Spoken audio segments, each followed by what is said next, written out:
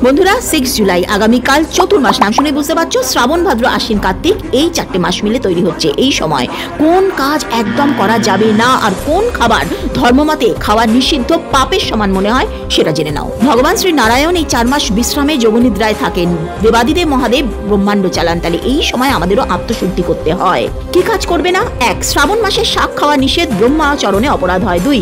ভাদ্র মাসে দই খাবে না, শিব ঠাকুর রুষ্ট হন। দুধ গ্রহণ করলে নিষিদ্ধ, আশ্বিন মাসে বিষ্ণু রুষ্ট হন। কার্তিক মাসে আমিষ গ্রহণ করবে না। এবার বলি কোন কাজগুলো ভুলেও করবে না।